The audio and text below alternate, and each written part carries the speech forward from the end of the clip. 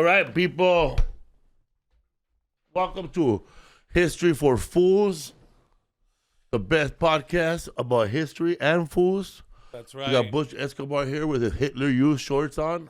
No, dude, I don't have shorts on. What's up, you savages? Stop looking at my legs.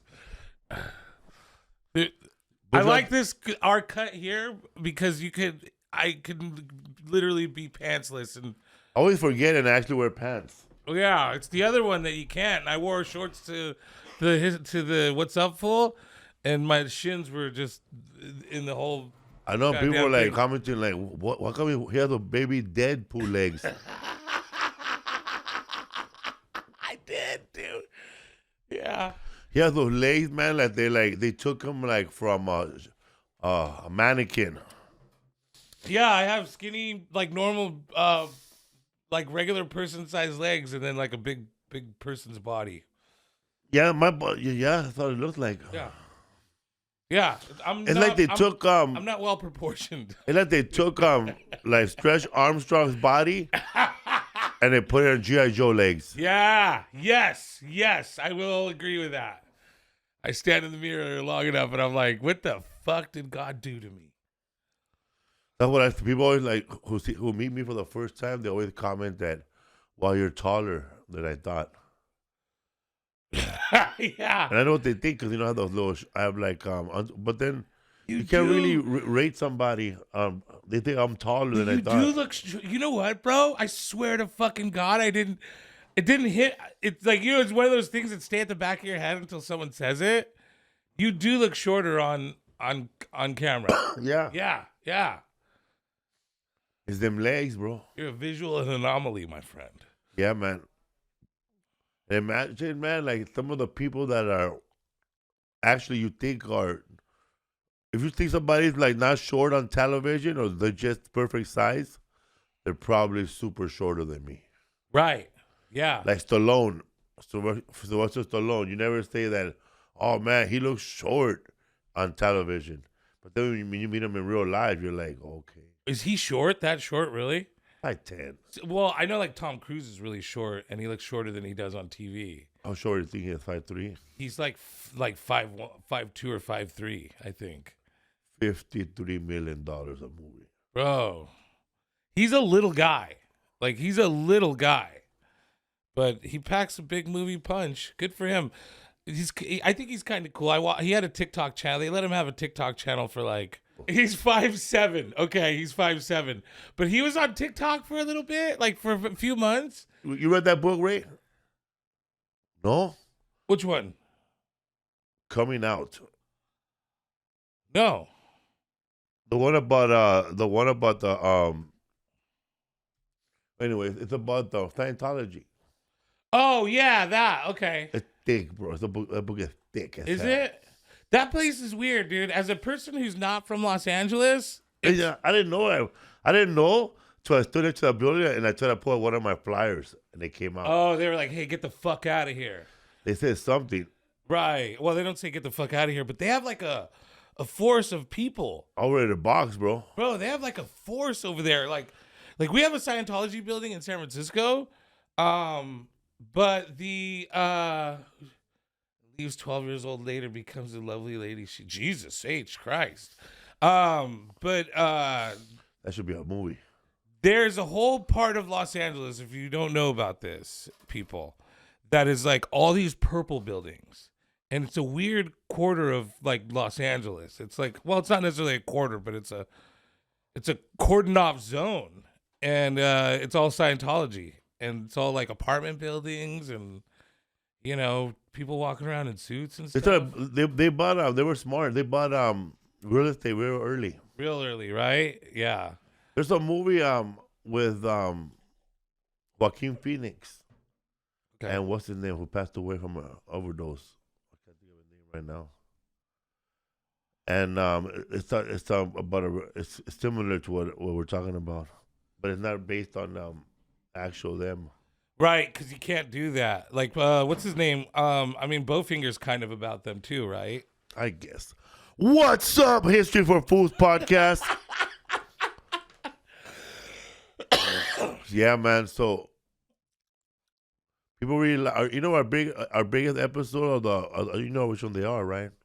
I think they're the gangster ones. It's the 18th Street, and what's the other one? I don't know. I can't remember. Oh well. Do you know?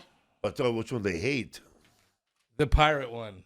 I feel like they hated the pirate one the most. Also, they like all of them, bro. You gotta be like Trump, bro. You never admit defeat.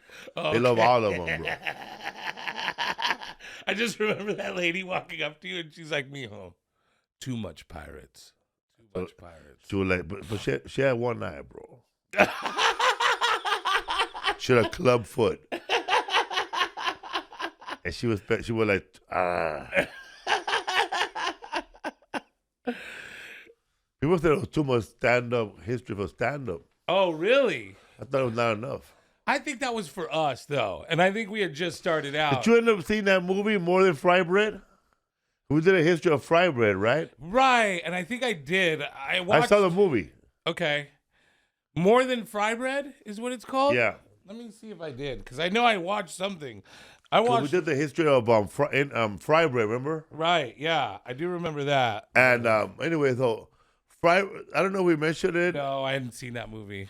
I don't know if we mentioned it I don't know if we're talking about fry bread, but on the history of the favorite food that we did, right? Right, I think we did. I think we switched it to the... Because there was the natives, right? We did the Native American... Yes, schools.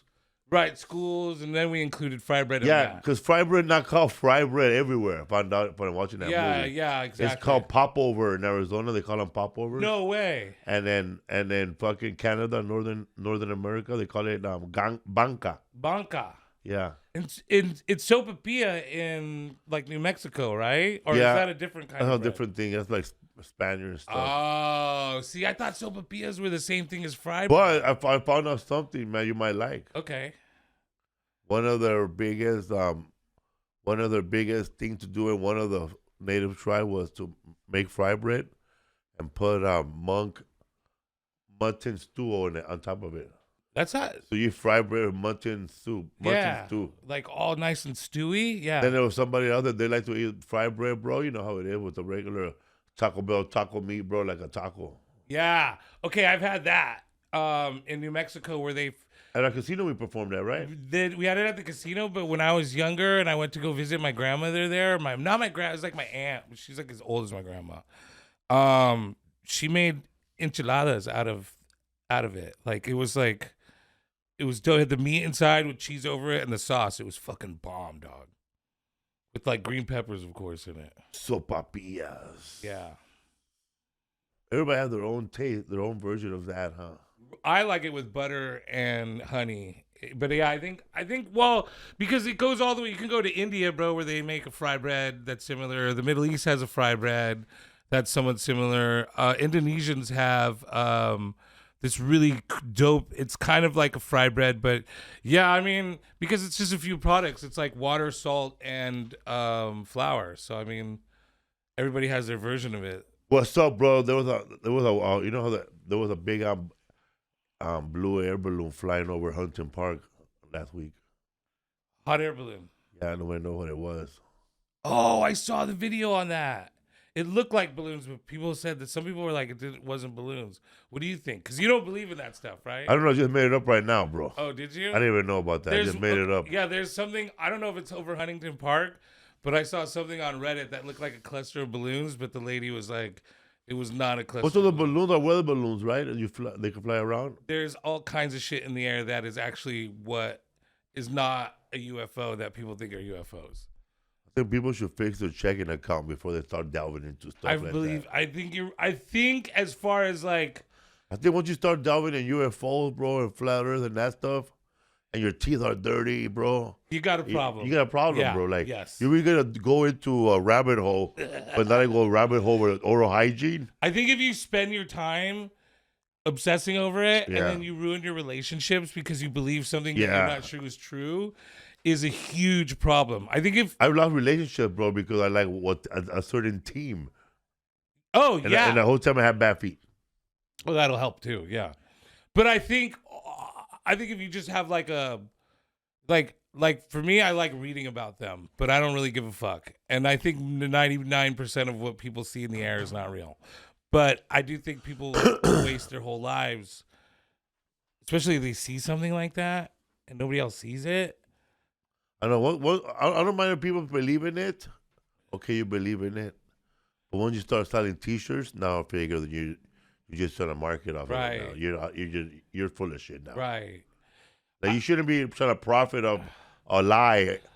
If you know, If you don't know it's true, don't be fucking profiting. Well, my thing is this, bro. If you don't know if it's true, keep it to yourself. Because you could fuck people's shit up like that. Like, it's why people are, like, voting for the wrong people and fucking up their lives, obsessing over a person in office that isn't, like, that doesn't give a fuck about them. And when people say the government is lying to you, don't believe it then. Yeah. Don't believe it. Don't believe now it. Now that then. you have the facts, don't believe it. Right, exactly. Leave us alone. Good for you. Good for you. Yeah, exactly. Leave it alone. Believe me the fuck alone. Or the chemtrail. Oh, they're trying to poison us. Okay. But we're alive right now, eh? Right. If they poison somebody, if they poison somebody, it ain't us. I'm alive. My dick still works. I don't care. I don't care, yeah, bro. I don't care. I'm more worried about this lady who fucking hasn't brought my cheeseburger, bro. I'm more, exactly. I'm more like in the now, bro. I got to worry about whether my girlfriend's in a good mood or not when I come home, bro. That's my first thing. My second thing is like having to pay bills. My fucking third thing is having to try to just fucking get through this life. And then it's like, I just can't sit and obsess over things that don't fucking matter anyway. Like Scientology, bro. I'm not in that world. Right. I'm not near that world. I don't try to buy los files. People really get into that. Jewish people. People really get into that. Jewish people. Which one? The ones in America or the ones in Israel? Because the ones in America, they're Americans. Right. The ones in Israel, bro, there's a war over there, man. Somebody got to do something. That's the other thing is like, I don't really understand when people are like, "What side are you on?" And it's like, I'm American side, always. I'm on the American side, of course, because I live here. No matter who's president, bro, USA. But also, I'm for not killing people on either way. Yeah. Like, what's wrong with saying that? And then people go, "But you can't make a decision." Yeah, because I don't want fucking people to. I don't care. Also, I gotta sell tickets. I gotta sell 100 more tickets this weekend. Those people. I don't want to offend those 100 people. I don't want to offend anybody, but I have to survive. And if I don't survive, I can't take a side. So let me survive first. Yeah, man. Let me get my chopped cheese first. Exactly, bro. Let me get my. Because this guy's arrow, bro. I don't want to say anything bad now. Cheese. Well, like me and my dad went to get to crazy arguments, bro, about the Virgin Mary, bro. Oh, really? But that was when I was an idiot, bro. I should have just stood quiet and left the room. Yeah, you learn that in life, dude, that arguing with people is kind of useless. Like, I've learned that for sure, especially on the internet, bro. I used to love arguing on the internet, and one day I realized, like, what are you doing? You're not changing anybody's mind here. No one's going to be like, I was a Republican for 20 years, and now I'm not a Republican because some guy that I don't even know made a good point on I Facebook. just became a U.S. citizen. I'm new. Right. Give me time. Give me a minute, guys. Give me a minute, guys, because I might be in that bracket. Right. You don't know, man. Like, do you care about, like, I feel like they took away some programs. Okay, now I know that's a program that I got to donate out of my pocket. Right. You know, to keep it going. Sure. Like during, like, when I had a show in Houston, Texas one time, and there was floods, bro. There was fucking floods. And food bags were running out. So fuck it, bro. The first two shows, I gave half of the money to that food bank. Right. And the other money to that shelter that couldn't find a place to put dogs. Oh, wow. Now, nice. And now I could have went out there and said, you know what? They're not doing enough for the dogs. They're not doing enough for this. But that doesn't do nothing. You're just creating more problems. Then you're arguing with people over what politician decided to do this, what politician decided to do that. Bro, you have a wallet? You have $2? Donate it, bro. Donate it. Donate it to the cause that's fucking up the cause. Right. If you care enough, If you care I enough, think that's the thing is like overall. you know what? You saying that they took away fucking daycare? Hey, you're a person that smokes weed all day. You have time to volunteer yourself as a janitor to go mop over there. See, that's why I'm not an activist and I care. Like if you ask me, you know me personally. I'm a very liberal person, and I definitely go. But you'll never hear me passionately complain because I fucking smoke weed and watch TV and play video games, and I don't do enough to take part enough to like speak out. I'll clearly be like, yeah, I'm against that. I don't like that idea of that. But to be honest with you, I'm just trying to get by. But I don't say nothing, bro. I'm a big target. Right. Oh, yeah. People will start saying, oh, you fucking badass. Maybe you stop eating burritos all day. Right. What about you? What are you doing with your life? It's easier to work for somebody, bro, or somebody who's nothing. Right. You know? Or somebody who, if you started off with views like that, and that's what they know you for, hey, man, I applaud you, bro, that you found like, you built this up. You found some conviction. But you just can't be overnight talking shit. Like, for me, it's already too late. Right. I can't go over there and choose a side right away because I've been me forever. They know who I am already. Right. Yeah. You know, but you can do it in baby steps. Right. Well, the thing is this, bro, is like okay, I'm gonna be a flat earther, bro, but first I'm gonna start saying, bro, sometimes I think the world's not round. Like gradually move over. That should be like my first day of flat earther. Right. You know, man, sometimes, man, when I throw the ball up in the air and it comes down. Okay. My second day of being a flat earther. The other day I threw the ball straight and I just why didn't they curve? My third day of being a flat earther. This is my friend Eddie Bravo right here, Ray. My new best friend. Or whatever, funny, you know. Dude, yeah. But you know what, man? Like somebody like him, you know, you that's what he's known for. Right. It didn't happen overnight. He gradually built fans. Right. And it's doing well for him. Right. But there's some people who come out, you know, who are like, so dangerous. They were like fans of Sam Tripoli, or they were fans of Eddie Bravo. You know, the OGs. Right. You know, everybody knows them. We know them. I grew up with these guys. But then they start being like believing in stuff like that because you saw a podcast, motherfucker. Right. Yeah, totally. Exactly. You saw a podcast? Bro. You heard somebody say something? You heard somebody say something? You know they're doing the footwork? Did you see the CNN interview with Tim Dillon?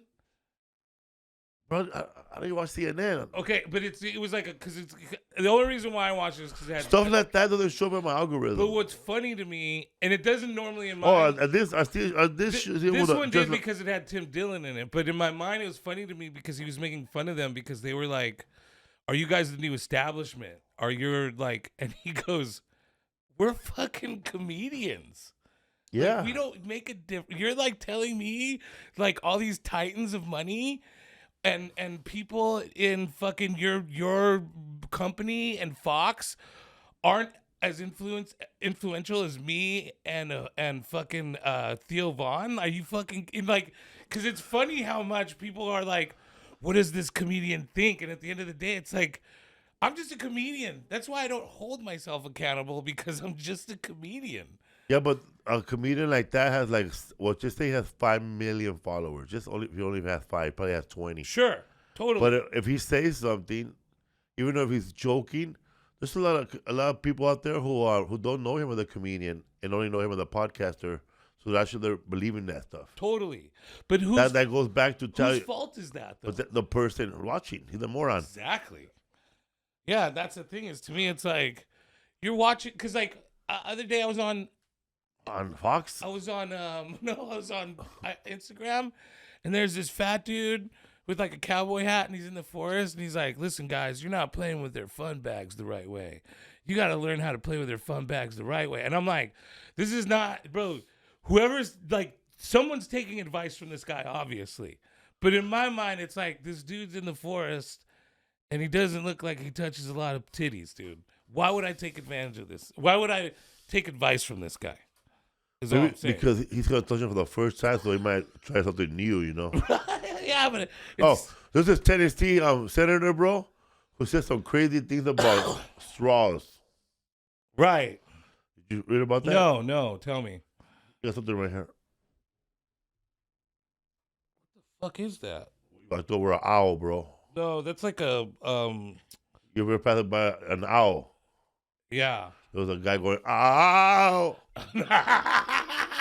It's a bleach stain, dude. It's not I know a lot of bleach things that glow in the dark, eh? it's not a cum stain. You just told me earlier, but last time I live with a lot of guys there, and sometimes we just jizz by each other. See what I mean? Fake news, bro. Now people are gonna buy that. I'm gonna be at the club tonight. People are gonna be like, I hear you live with a bunch of guys and you guys just jizz on each other. But people just believe stuff, bro. Like, I think that's why the Onion is so popular. Because the Onion will put up a post, and then somebody will reshare it and take down all the stuff that says Onion on it, and people believe it. Totally. That's sad, dude. Totally, bro. It's crazy how much people believe, dude. And again, it's like if you've never done a book report, like which I have never done, you're never gonna research shit. right. Or go That's fact what the book check. report's supposed to do. I think that's the purpose of it in school. Now that I think about that, I didn't know that. but yeah, I do think. Oh, so the Tennessee lawyer said something about straws, bro. That if you, like if you do straws, you use straws, you're I don't know what he said, bro. Something bad. What did he say, bro? contributing to God, I want to know, dude. I'm just trying to guess, but is this It was real radical, is bro. this like an ecological thing? Like you're contributing to like turtles dying, or no, man, he said something way off. oh wow, Like he said you like sex. I do. No, he said I don't know, something about straw. What did he say? All right, let's see it right now. What He is goes- it?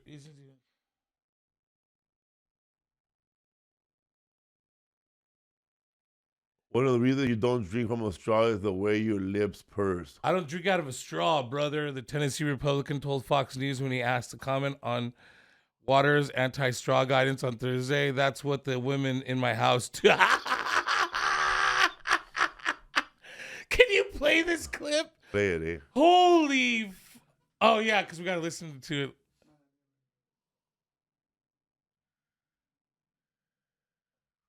Says men should not drink out of straws in public or at all.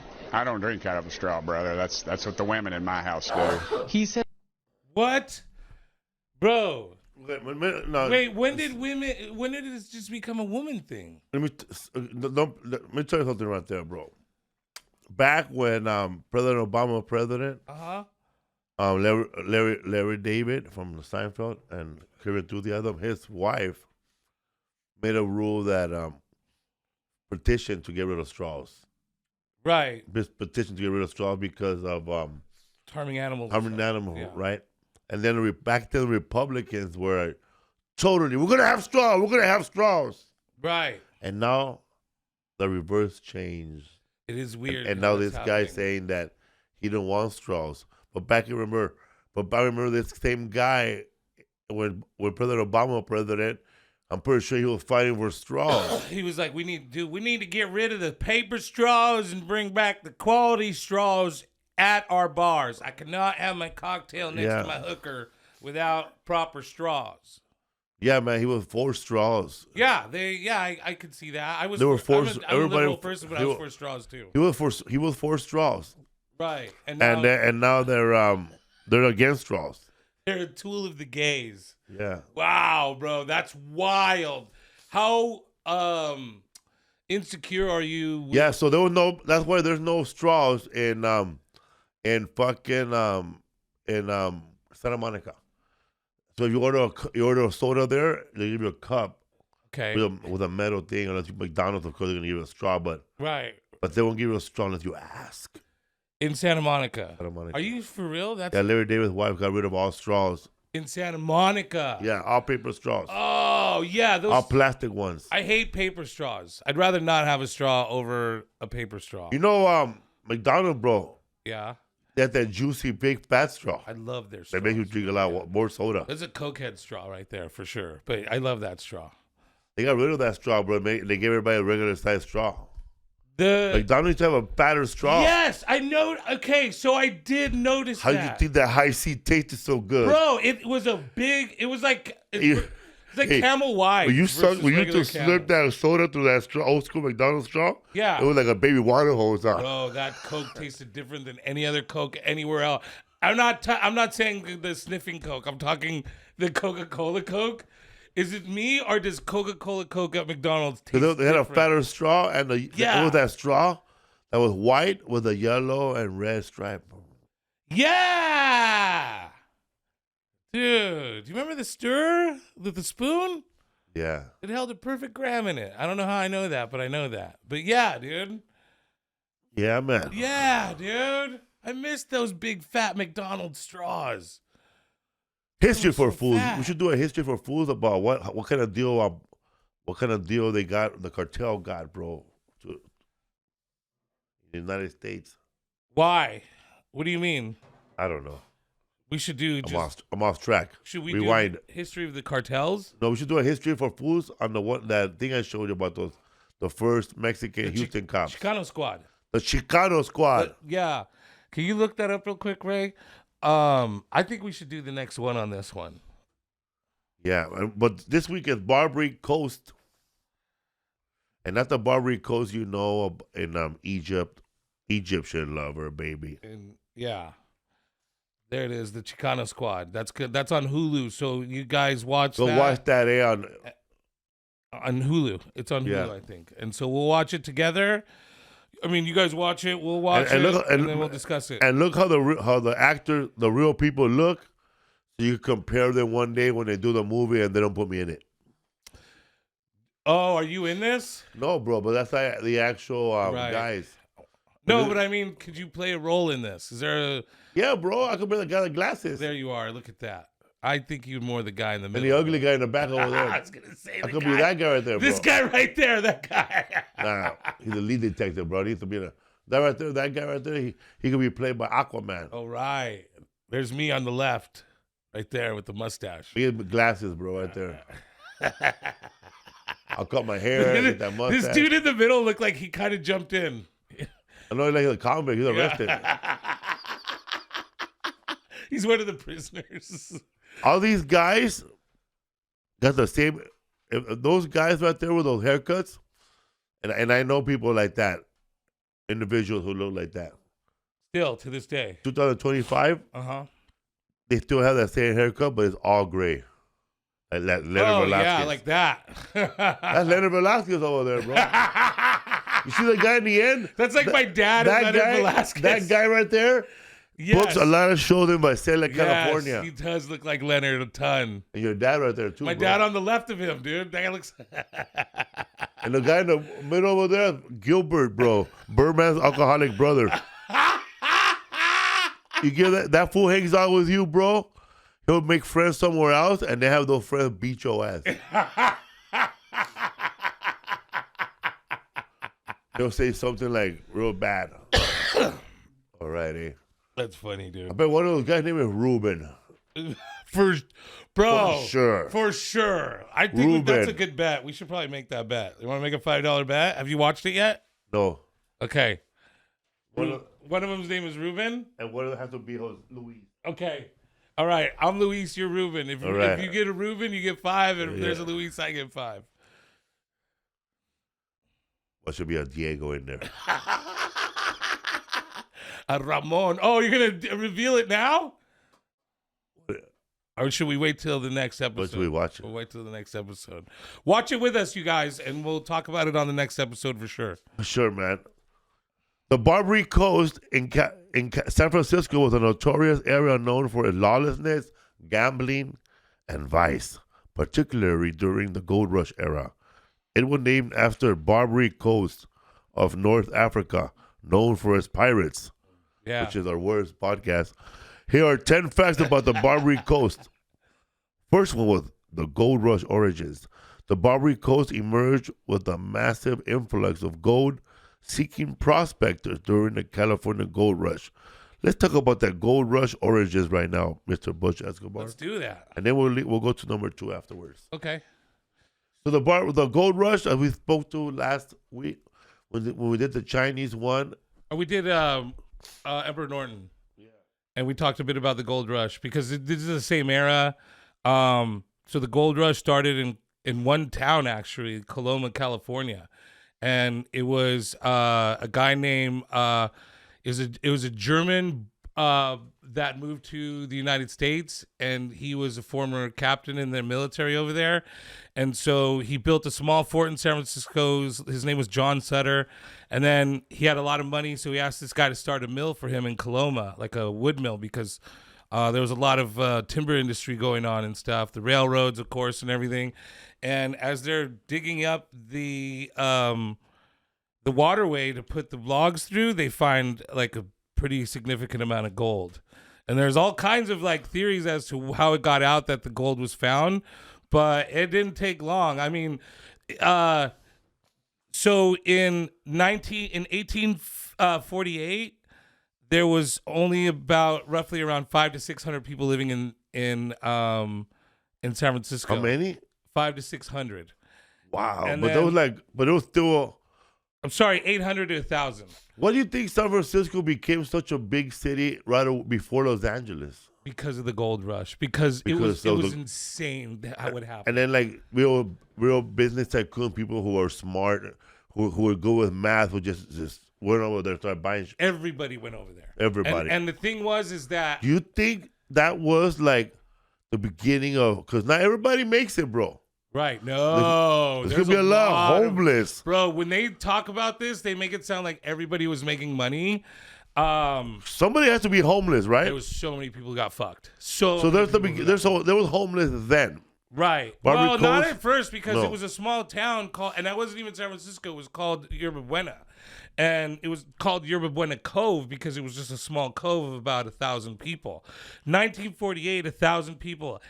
1848, 1849. How many? Guess how many people come? How many? 25,000 people. Wait, 25,000 came from. It jumps. The population jumps. This is a very accurate picture right here, and I'm going to explain why in a minute. But the population jumps from 1,000 to 25,000 in 1 year. What year is this? This is 18. This right here is probably around 1849, 1850. And see the ships right there, the way they look? That's actually a true event. It's called the Forest of what do you call those things on a boat? Mass. It's the Forest of Mass. And if you look up Forest of Mass, you guys could do it at home. I looked it up and I thought maybe it was just a term that you have. It was actually a term in San Francisco because ships would pull in with captains, shipmates, sailors, everybody, and they would they would drop off their cargo and abandon the ship. And so at some point the harbor started to fill up, and I think it was over They ain't going back either, huh? no, fuck no, they're all headed to the gold field. Yeah, that's it, huh? That's it. One bro. mission. And so there's look, see, there's the Sea of Mass. And so there's about 800 to 1,000 ships in there. According It's like the people like left their cars and boned out on. Bro, it's like, well, yeah, you know when like you see like an apocalyptic film and, Yeah. and the freeway's just filled with empty cars? It's somewhat the same thing. And there's one letter that I read from a sailor that wrote when they pulled into port, they had to hop over boats. They had to like walk across a bunch of boats before they actually got to land. And this is something you could look up now and show later or whatever, but when you look at the coast of San Francisco now versus the coast of San Francisco then, there's so much landfill. And what they started to do, because there were so many ships, and this contributed to the 1906 earthquake, is that they started sinking them right into the bay and then filling them with land, which is now the financial district of San Francisco. But the other thing that they did was they were pulling them in. They were pulling them into inland and making them into buildings. One was actually the city jail. And the other thing to keep in mind is that this is 1849. San Francisco is not even called San Francisco yet. It's a new city. It's taken over by the United States, so there's no government there. There's no cops. The Mexican government's disappeared. The laws that are left. So all the Spain left too. No, the Spaniards, bro. Spaniards, Chileans, Spain? Chinese people, Japanese people. It's owned by Spain. No, it's owned by America now. Because the governor was Pio Pico, huh? Right, the governor was Pio Pico, and then the new governor who took over didn't. There was no government, but there was really. infrastructure already there, huh? There was a little bit, and then over the next year. So here, yeah, see, so this is exactly, bro. So that's San Francisco during 1849, and then all that is now filled in. That whole entire cove is now the financial district. Somewhere above the sea is where the Punchline Comedy Club is, where it says San Francisco. Imagine, bro, how lush California is back then. Oh, you got people out there finding fucking gold. Right. You got motherfuckers in Monterey, California, fucking up all the seals forever to get fur. Yeah. And overfishing the cannery. Oh, California was overfishing to the point there's no more fucking cannery in fucking Monterey. No, they overfished. Depleted it, gone. Depleted it. And took all the gold. But not only that, man, I'm thinking at this point, they're probably making the best homes because they're like cutting the redwoods must have been like gold too. So that's the other Imagine thing showing up, bro, and seeing badass trees. Have you driven through Northern California at all? Just with you at nighttime when you're pointing. Okay, did you see all the forest? Were you able to see it like how dense the forest was there?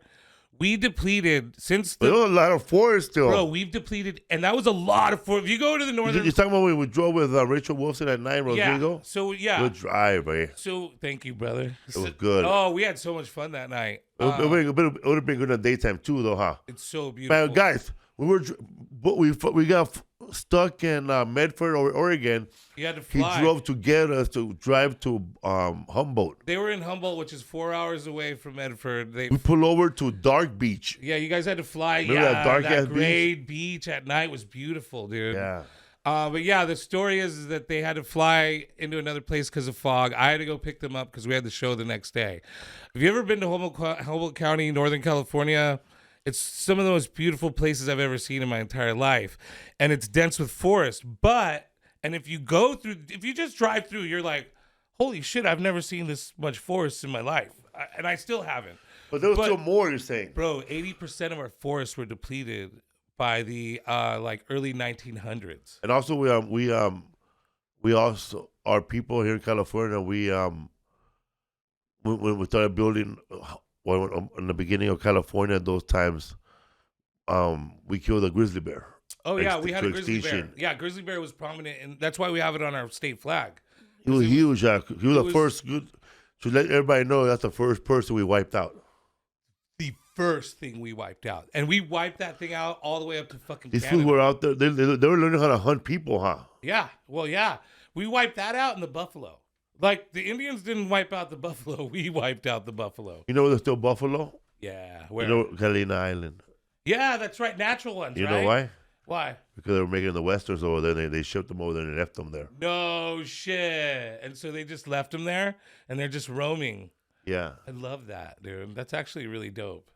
Yeah, so that's great. So the redwoods, they must have just like saw those trees. Like imagine, bro, seeing those trees for the first time, going, "Whoa!" Well, that's a lot of houses. That's money, huh? That's so much money, and it's free, right? And redwood, and so like I don't know, any carpenter will tell you there's a difference in wood, but redwood and oak are the two best things to build with. And correct me if I'm wrong, guys. They're really cutting these big ass trees, Butch, with a saw. With a little what compared was little saws. I mean, they were like, yeah. And they were cutting those down without chainsaws, without machinery. Yeah, shit. Whatever it lands, get out the way, huh? Right. Oh man, have you ever seen a big, huge tree fell on like videos and stuff? Bro, I seen a tree. It's fucking rad. You know what? They go in a rabbit hole one time watching a guy cut trees all day. It's so fun. It's satisfying as fuck. I saw his bicep whip away, bro, on a palm tree. I seen that guy. But you know what's dangerous about? I learned the other day about cutting palm trees. You could suffocate in one. Oh, really? Because you know the big palm trees. Yeah. So you're in the bottom, right, and you're cutting, and they're falling. There's tree trimmer got stuck in one, bro. In a pile. In a pile of palm trees, bro. And he died. Wow. I mean, I could see that. How that happens. But yeah, so you know the look at that, bro. Good. Thank you, Ray. What the hell? Can I send you a text real quick, Ray? Anybody see this in person? Instagram is the best way to go. I'm gonna send you. Jesus Christ, that's a huge, bro. Bro, I'm gonna show you a picture right now. How many holes are in that building? Fucking piece of wood, eh? Your morning shot films. There we go. And I'm gonna. What year is this? 1901.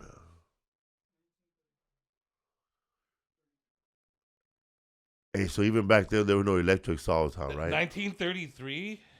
There were no electric saws back then, right? It was all by fucking manual. Manuel, do it. So I sent you a picture right now. So California is the home of the tallest trees in the world. In the world. Like, not just in the country, in the world. And there's a place in Arnold, California that's what you talking about, Willis? This is where the hidden largest tree in the world is. It's behind this forest. But this particular forest, so that's my girl. And that's how big one of those giant sequoias is. That's not it's not trickery or anything at all. And that's one of the smaller trees in Northern California. So if you look at that forest, it goes dense for like hundreds of miles past beyond her.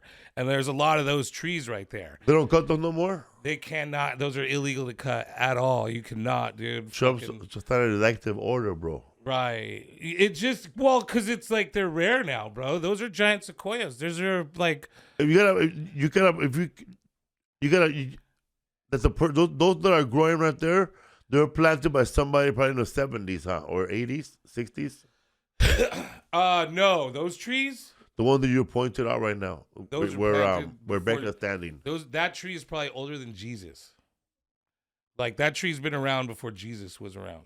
Those trees are like Jesus Esparza or Soto? Cristo. They're thousands of years old. Some of those trees are thousands. So you're telling me they made Jesus Christ crucifixion cross out of that thing? I don't know if it was out of that. I think it was sandalwood. I can't remember what he was crucified on. Or birch. I don't think they don't. So redwoods and sequoias, like the redwood tree family like that, like those ones are only, I think they're only native to the West Coast of California. I think they might only be native to California, but I know that if you go up to Oregon and Washington. Look at that, bro. That's not even cut yet, bro. They still gotta chip it. Yeah. They gotta do that, put the little, the wedge. The wedge. Yeah. And still cut, right? Yeah. Can you believe those guys were cutting those things down with those little saws? Like, that's a big saw for a human being, but that's a little saw compared to that tree. And look at where they're standing, bro. Like, that's the thing, dude. Is look at like, that back arm blow on his head. That's the thing is there's like, there's a tree that they have over in that forest that they cut down, and it's larger than the stages that me and you fucking stand on, bro. It's like insane how, fuck, bro. I wish I had the time to look for it. I wish we knew we were going to get on this subject because, like, oh, here we go. Check this out. I just sent it again to you. I just sent another one to you. This is the bottom of one of those trees. And so the dude, like, when they have one cut down in the park we were at that was larger than, it was like double the stages that me and you have been on, the size. Like, it's so, yeah. Okay, if you move us out of the corner, I don't know if you can or if you can move the picture a little bit, but there's a person down in there. And this just shows you how big this tree is. Dinosaur trees, huh? It's huge, bro. Like, you could see, can you do it? Oh, okay. But you can see the top of Rebecca's head right there. Like, watch, I'll put my finger right there. See, there's the top of her head. That's how big the bottom of that tree is compared to a human being. It's fucking 100 Tongans versus one redwood, bro. That redwood might not win because it takes two white dudes to take it down. But if it was just them punching it, the redwood might pulling it out, bro. Yeah. Like pulling it out by the roots.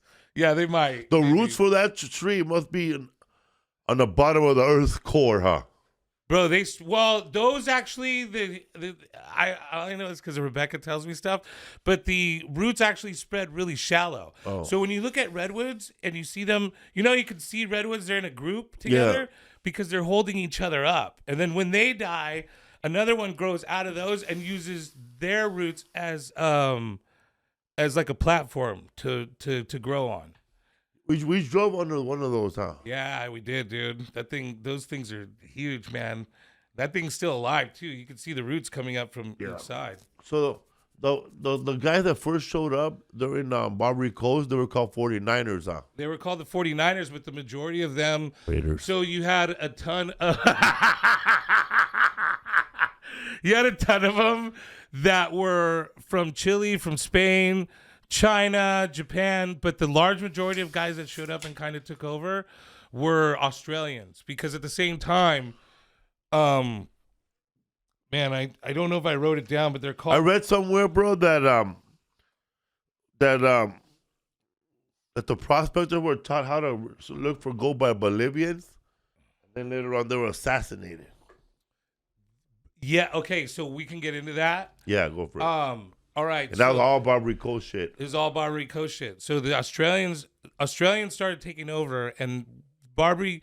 So what we're talking about, and we call the Barbary Coast now, which doesn't even exist at all. Before it became the Barbary Coast, was called Sydney Town, and that's because the Australians were all guys that were let out of prison in Australia. And they just came to over the gold rush, and they came for the gold rush, and they were huge dudes that kind of took over. Again, there's no laws, really. There's no cops in this town. And what they start to do is they start going into camps and beating the Chileans, beating the Bolivians, beating the Ecuadorians, the Spaniards, like all people who know how to look for gold. All people who know how to look for gold, because they're mining the fuck out of those lands. And so the gang, they actually build a gang up called the Sydney Ducks. And the Sydney Ducks are going to and because again in 1849. It's like you have the gold rush, and you got all these people who actually like. Cause I'm pretty sure the Bolivians and the Ecuadorians, they're probably hired by a big corporation to go look for the gold for them.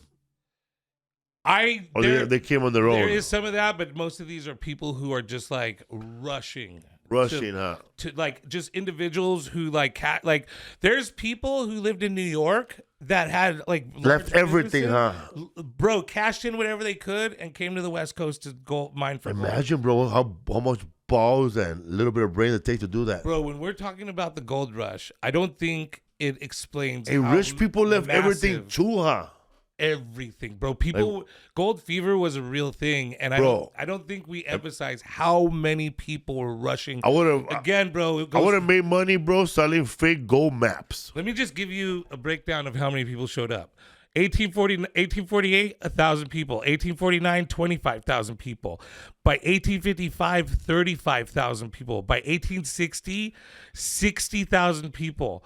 By 1870, 149,000 people. And 1880, 30 years later, so in 30 years, the population went up by 250,000 people. So technically, if you have like poor ass white people in those areas, it's because their fucking forefathers ain't buying shit. Right. Exactly. Or it's like the spoiled hippies that we know now, the white dudes that are like dreadlocks and like, hey man, but they're all like trust fund kids. Instead of that, now they were minors and they were bullying Hispanic people. And the reason why they were going after the Chinese, because the Chinese were kind of smart. It's like you're having a gold rush, but you're gonna release all the Aryan brothers from Folsom Prison. That's exactly what happened, bro. And the guys from Australia, they saw themselves as coming over here with a clean record. Right. Yeah. Well, and yeah, because and also especially on the West Coast territory, because again, there's no this just became America a few years before. And so there's no like law enforcement. There's no they actually had to come up with vigilance committees, which we'll talk about in a little bit. So you're talking about part 2 of Barbary Coast, that there was lawlessness prevailed. San Francisco had limited police control, leading to rampant activity like gambling, drinking, and prostitution in the Barbary Coast. The Sydney Ducks, a group of Australian ex-convicts known as the Sydney Ducks, became a prominent presence in the district. And they beat the fuck out of everybody, bro. And you want to know the things that they did that was fucked up? Was they started fires. They started huge fires in the city. And at one point, because they didn't get their way and they kept getting arrested, one of their guys got executed by a vigilance committee. They burned down 2,000 buildings at one point. And the only thing that survived in the whole city was Sydney town. So the Sydney Ducks were like a kind of a force to be reckoned with. And so, like, you know, and we talked about our boy, the last episode, Emperor Norton being a part of a vigilance committee. Yeah. This is the vigilance committee that actually took down the Sydney Ducks. The vigilance committee stepped in to combat lawlessness, often dispensing swift harsh justice. Swift. Like broke your ankles and shit. Nah, like same day your homies got hung in front of you, and they were like, get the fuck out of town or we're going to hang the rest of you. And that's exactly what they did. They got out. I will say this about San Francisco. I'll tell you what, bro, because let me tell you, bro, they must have did a harsh swift on those Sydney Ducks because there is no remnants of kangaroos over there. Not one. How are you, mate? Bro, well, there's no, Not one fucking, it's the Australia for beer, mate. You are a big fan of the Bay Area. I know this, and you're very knowledgeable yourself about San Francisco and the areas there. Because the Chinese were there, bro. They're still Where do you run into large amounts of Australian people in San Francisco? Only in Hawaii, bro. They're all homeless. No, because they got kicked the fuck out. They got kicked the fuck out, Yeah, bro. They bro, sent them down under. So San Francisco, right away after they burned down the city, the people got together, rebuilt it, and then these guys were like relentless and started bullying people again. So they fucking formed this huge committee, and they executed him within 2 days of forming the committee. Ooh. And the two of these guys that started the fires. Yeah. And they basically said, if you guys don't leave, we're going to do this to you. And this isn't the last time that this happens in San Francisco. So there was another thing called Shanghaiing. Yeah, Shanghai. Shanghaiing, the term Shanghai, kidnapping sailors for forced labor originated in the Barbary Coast. Okay, so they would kidnap Chinese sailors or regular sailors? So imagine you're getting into town, right? Let's say you're a sailor coming from Mexico. Mexico, yeah. Just a sailor. And I got my little bag like Popeye. So your captain says, hey, listen, we're pulling into port. All of us are leaving the boat. We're all going to go mine for gold and make millions of dollars. You in? Fuck yeah. Okay, first thing we're going to do, though, is hit the fucking... Hit the Barbary Coast, which is like the French Quarter, right? And we're gonna party and have a good time. Hookers. So you walk in. There was a lot of Asian hookers, white, probably Latinas. French hookers were the big deal. Cross-dressing ones. And we'll get to that in a minute. But so imagine you go into the bar and you start to drink and you're with this hooker and she takes you into a room. There's this thing called the panel game, okay? Panel game. And the panel, it's a wall. And as you're banging this chick, I come out of the panel and either steal your shit and go back into the panel, or let us switch your door. Yeah, or I knock you out while you're banging her, and then I drug you, or I drug you at the bar with some concoction, and you wake up in a ship going off to war or going off to do something, and there's nothing you could do now because by the time you come to, you're 30 miles out into the ocean.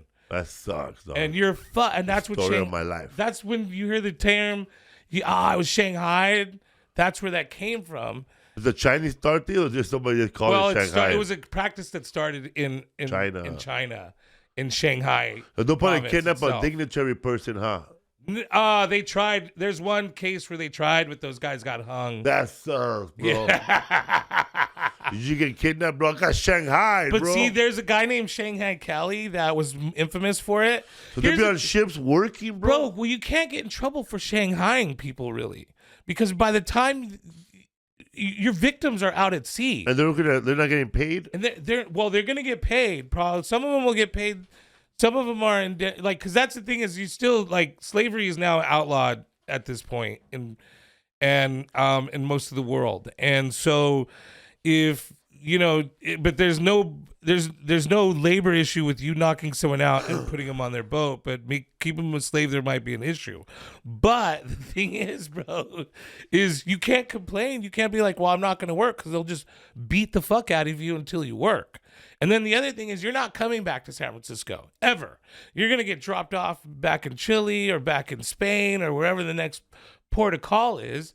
And so so the guy who kidnapped you, no repercussions for this human being almost ever.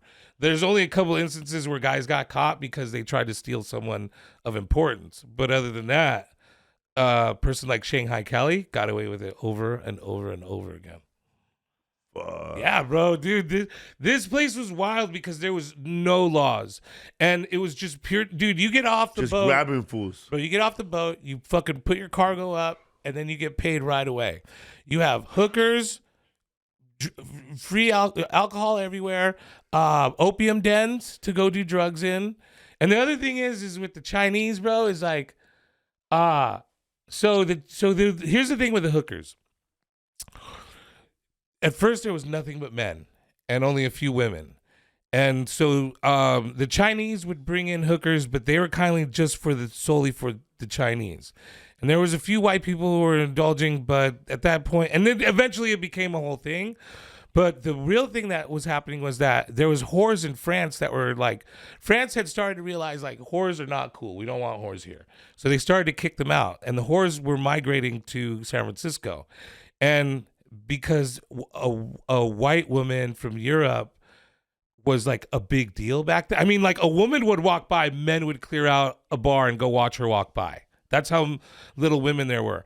Now French women started coming in, French hookers, and they were being treated like royalty because they were leaving France being treated like shit and coming here being treated like royalty.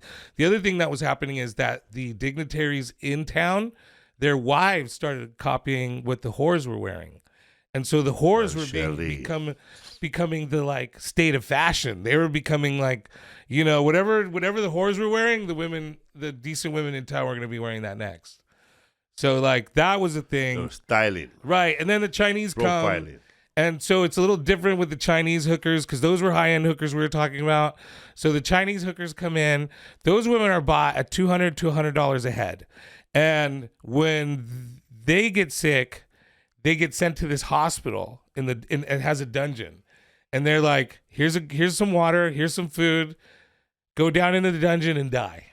Literally, that's what they would tell them. No way. How sick were they? And the women would just kill themselves down there. And they knew like there was a oil lamp that had a certain amount of time on it. And so they knew that once the oil lamp went out in the room that they could open the room and that the person would most likely be dead. They would either die of starvation, thirst, or suicide. And so that's like one of the aspects of the hookers there. The other aspect, they will get sick and hey, I'm sick. Bye. Well, if he couldn't, so they take you to the doctor if you were a beautiful hooker, and if the doctor said you were beyond repair, time to go to the room. The other thing they had was, and this was the Chilean, Spanish, Mexican hookers, was they had these things called cribs that were all up and down the backside of the Barbary coast area. And they were like rooms that were about 8 feet to 5 feet, no windows. You know when you go through the red light district or you see videos of the red light district in Holland and you see them in the windows? That's kind of where this came from, is that they had these things called cribs and the windows, they would open the door and the women would stand in. And then they were all pimped. And by the way, the guys who kidnapped dudes were called crimps. Crimps and pimps. But anyway, so the women that were working the cribs were like, they would get maybe 50 cents to $1 to do their deed, and they would do it at least 15 to 20 times a day. They're gonna pay somebody the money, right? They get paid no money. They give the money to somebody, right? Well, they give the money to their pimps, and then the pimps would take care of them. But that's where, so you know the term Mac, and we talked about this in our pimps episode. French. It comes, well, the reason why we say it mostly in California and it reached all the way to the Midwest. Mac Dre. Because macaro came from the French women who were being pimped out by their macaros. And fucking macaro. And so now we call it Mac. So there you go. And that's why, also why pimping and hoeing was prominent on the West Coast before anywhere else. Because literally, like, there was only brothels until the gold rush, and then it became pimps and hookers out on the street. So that is one aspect. But there was a lot of there must have been a lot of people. I saw one video where the guy was showing you the Barbary Coast, and it was now it's going through some alleys and all that. Right. Yeah. Well, now because that's the thing is that's what we showed earlier, is that because it was literally a coastline, and so you walked along the coastline. That's what. But then they added more land, huh? That's when they added more land, and then now when you walk across the Barbary Coast, so you know where the punchline is. Yeah. There was just water there. There's nothing there. But if you go a little further back, I don't know if you remember walking through San Francisco and you see those like huge, like brass plaques in the cement that said Barbary Coast on it. Yeah. Those actually lead the trail that actually was the Barbary Coast. One of the things too to keep in mind was the Chinese. You know, so there was 45,000 Chinese people within 10 years of being in San Francisco, but there was a large concentration. 8,000 of them, bro. 8,000 of them lived in Chinatown, and Chinatown is only 7 blocks. So you can, like, if you can imagine how dense that is. A lot of Chinese people, huh? Yeah. And that's the thing is San Francisco was the first international city in that way because people were coming from everywhere. And so, you know, when you go to like New York or wherever you go now, you go, there's a lot of culture here.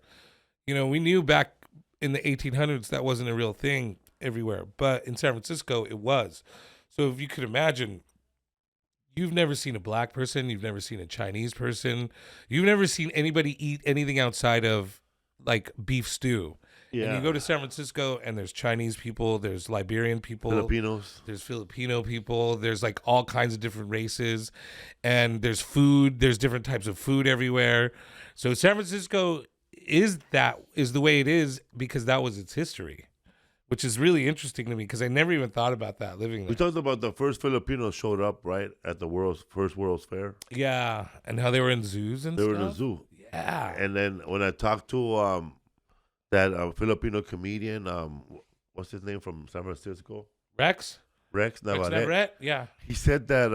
Shout out to Rex. He said that those Filipinos that were in those cages at the World Trade Fair, that they were not even like they didn't get along, bro. Oh, they didn't even like each other. No, like they probably weren't even from. They were two different regions. tribes. Oh, they stood over here on this side and the other stood on that side. They probably didn't even speak the same language. No, they didn't. Because there's 2 different dialects, right? Yeah, they didn't speak the same language. Yeah. They were there, bro. Holy shit. Visit Asia said that sign. Dude, yeah. That is crazy. Where's this at? The first World Fair in Chicago. Oh, wow. St. Louis. The largest human zoo in the world. Oh, my God, bro. And they had Filipinos, they had Africans like that, bro. With the monkey. Yeah. They have him holding the monkey like but that's this was like what the they first did. time, bro. Like, remember we talked about this when Barnum and Bailey. Right. The Filipino reservation. That's right. We did talk about it with Barnum and Bailey and how he had like that big warehouse filled with like different races of people. Yeah. Holy fuck, man. It's kind of like Epcot Center now, you know, like Epcot Center when you go around the world. Have you been to Epcot? Yeah. It is like that. It totally is. That's hilarious. Bro, holy shit. There just ain't no cages. Yes. That is because they hire people. Like when you go to Epcot Center, and this is because I'm kind of new to this myself, or at least the time I was. Didn't know about Disneyland and stuff. I dated a Disney weirdo, and she took me to Florida. And when you go to Epcot Center, and this is because she told me this, she was like, if you go to the African part, it's all African people hired from Africa that lived in Africa. Yeah. If you go to the Chinese, and I was like, dude, I never thought of that. That is like our modern day version of Except the zoo. Egyptian ones, bro. They ain't gonna hire no real Egyptian and shit. They just told the Cubans not to say nothing. Bro, we made Gabriel Iglesias were passing by. We heard a coño, bro. No way. No shit. In the Egyptian part? Yeah. That's hilarious. Oh my God. But they have food that look like Renee Baca working there. They do in the Indian one. Yeah. Yeah. Yeah, well, they also have fools like look like Renee Vaca working at the liquor store down by my house. But that the fucking like they have the Swiss one, you know, they're from Sweden. They're Swedish. They're from Swedish, Japan too. Yeah, totally. I'll be honest, like, because I'm a big visitor of Japan. The World's Fair is the modernized Epcot Center. Or the Epcot Center is a modernized human zoo. Because you go to the Epcot Center, bro. So the Epcot Center is a human zoo. Because people like from Richmond, Indiana, who've never seen a Filipino or seen a Japanese person could go see it at Epcot Center. Right. Totally. Give a little fist bump. See, there it is. Yeah. Oh my God, I love it, dude. It is less It racist, is though. boring. It there, is very bro. boring, bro. It's fucking Boring, boring bro. parks. I will say No rides. I went to go see we walked through all the cities, and I don't know, because I've never been to really any other countries other than Japan. It looked like Japan. It felt like Japan. It did. There was like there's a little bit of taste of Japan. It was nice. But there's little Tokyo here in LA. Yeah, that's totally Mexico right here, bro. That's the way we dress. With fucking the pagoda in the background. And the lady in the right is supposed to be dressed like a Russian lady. Is that what that was? It's a Mexican lady and a Yeah, Russian lady. I was wondering. I was like, that's Mexico, and the other lady is supposed to be Russia or something. Well, look. Yeah, that's like Russian or some sort of Look at her dress. Yeah, some sort of. Also, look at her shirt. Back then, rainbow meant rainbow, by the way. Right. Yeah, that's true. Look at the pagoda in the back, too. I love it, dude. This is great. God, fucking America just fucked up. We went to a place planet. in America with a pagoda, remember? Where? We were somewhere in Philadelphia, there's a pagoda. Yeah, in Philadelphia. Was that in Philadelphia where we went and there was like a pagoda or like a little... Yeah, we didn't go to it, but there's a pagoda. Yeah, that's right. It was in Philly. That was. Because we were by a hotel room that was real close by. That's and they right. told us, don't go there, dangerous. Yeah, they did. That's right. Fucking ninjas all over the place. Sleeping on ground. Philly ninjas. History for fools, man. But back then, man, like you needed like bodyguards and money to survive. You had to be shrewd, huh? Well, I think if you were rich, you had bodyguards. You had Pinkertons working for you, and you had to be pretty shrewd, and you had to be careful because people were trying to take your money. But the thing was about San Francisco, man, and this is what I like, is that whenever there was any apparent danger, because there was one vigilance committee that came and took out. We talked about that, but there was a second one that once because now San Francisco's booming, and I mean it's booming, bro. Like people have so much money, they're sending their clothes to get laundered in China. Like they're putting it on a boat. And it's going to China and it's coming back. They're spending money on things like, bro, like this is, you got to remember this is 1849. So like 250, and we talked about it, 1849. We talked about it before on the last episode. A few $1,000s is a lot of money. I think like $80,000 was like $2 million in today's money. But back then, bro, a hotel room cost $400 a night. You know, like a pair of pants was like $30. Oh wow, what do you got there? Nothing. But like, yeah, standard things just cost a lot of money because of the price of things. But things started getting really corrupt. The government started getting really corrupt because of the amount of money that was flowing through there. So a second vigilance committee was regrouped, and they hung a couple of criminals and a couple of judges, and then that got rid of the corruption almost like right away, and then the vigilance committee just went and retired after that. So San Francisco is known for fixing its problems pretty quickly.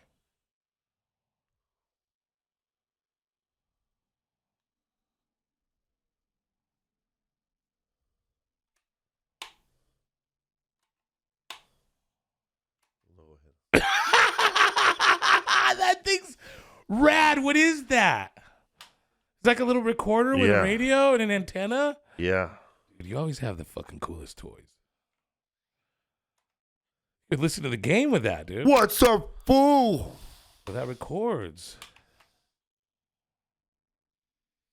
Takes forever. It does. It's a tape. Yeah, man, it does. It has everything. That's pretty dope. I like that.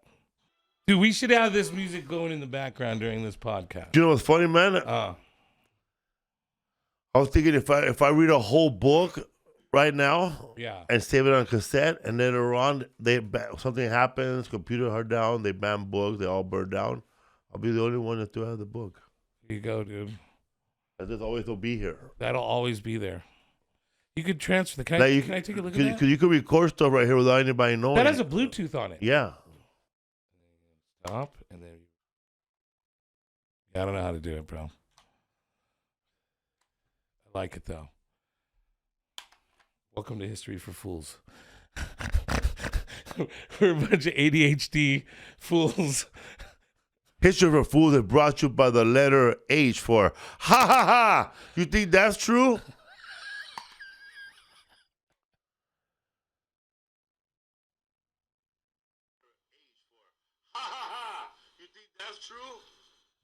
Yeah. Nice. You gonna start using that on stage again, just for old time's sake? Hell no, bro. How many tapes I have? Yeah, dude. Yeah, I bet, bro. I had so many videotapes when I first started. History for Fools, bro. What's up, man? Shout out to my brother-in-law, Johnny O'Daniel. He's the construction company in Arcanum, Ohio. Oh, nice. And there's the logo right there. O'Daniel Construction. That fool, he built a big ass garage. Give him a call if you need a house built, guys. Yeah, man. Yeah. You know, I went to a wedding, bro, in Richmond. Yeah, how was that? Did you have a lot of fun? It was cool, bro. There was like 3 Latinos. Fuck yeah. It was fun, man. I hanging out over there, bro. Nobody. It's not like the internet, bro. I was the only I realized that people just want Jesus and their guns, bro. Fuck, out there? Fuck yeah, bro. It's a barbecue. Yeah.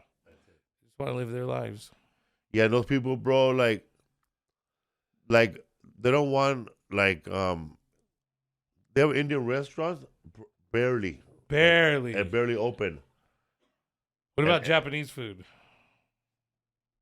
Yeah, they have sushi. Okay. Sushi's popular. And there's one Thai restaurant and there's only one full restaurant.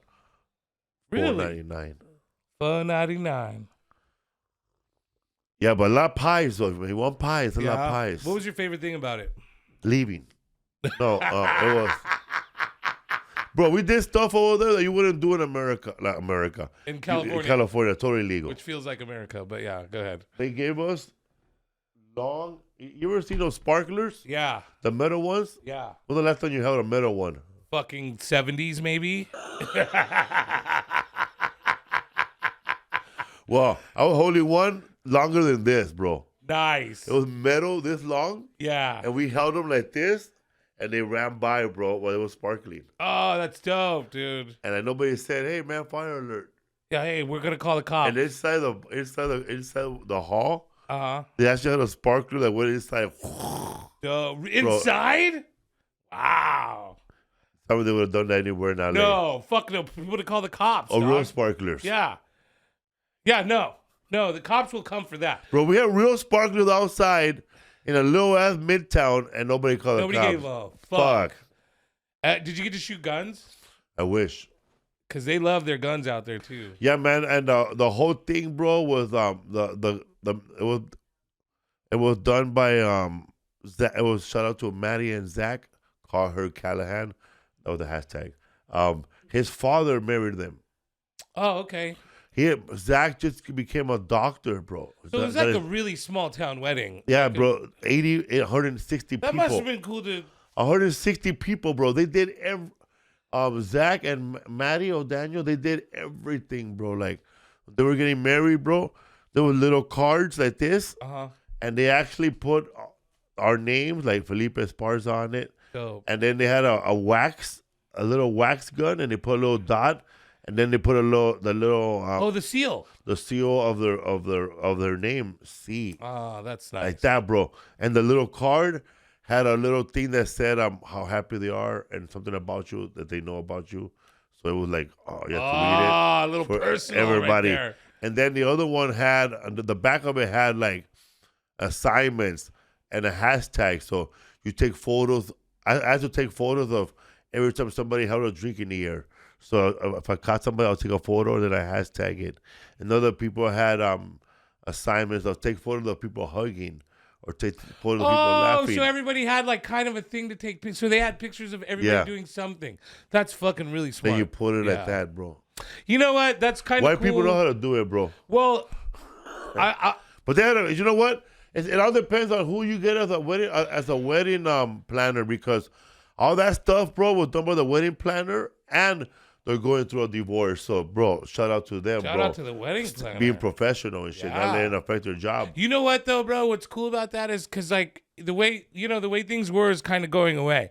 So you got to watch, like, an old town small wedding. That was it. Like I was piece there. of Americana. I was there 2 days before, and when they were making all the little plaques, and I helped fold. I helped make a ribbon for because they made her brother.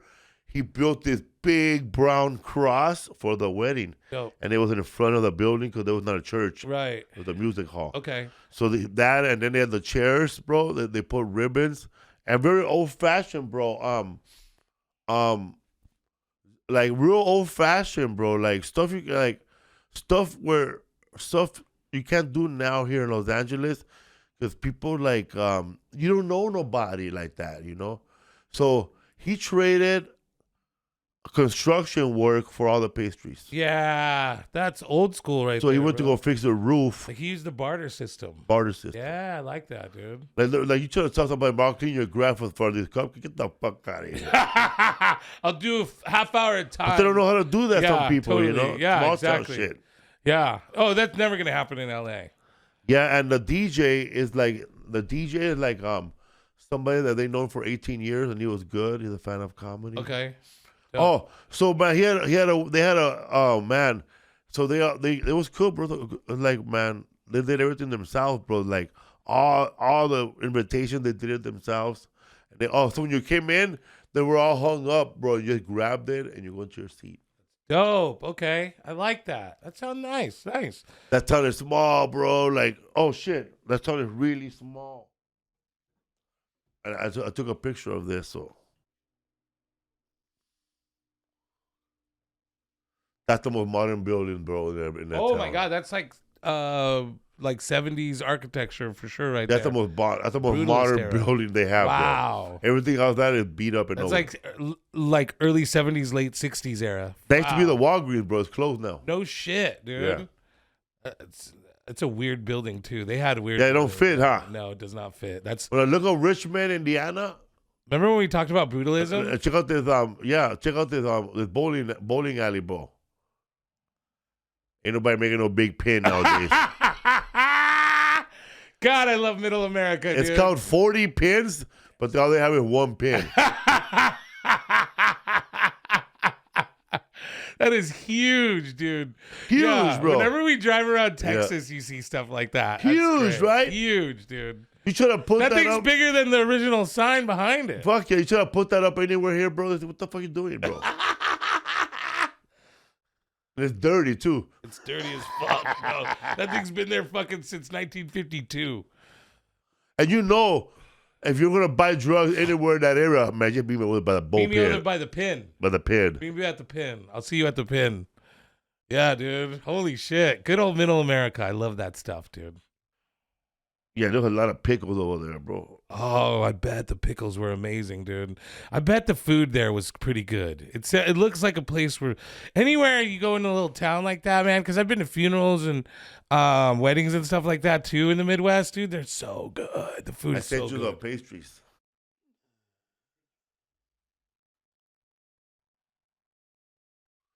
They did all that, all those writings. Everything was done by the wedding couple. Whoa. Bro, those fucking, look at those cake pops. That was homemade?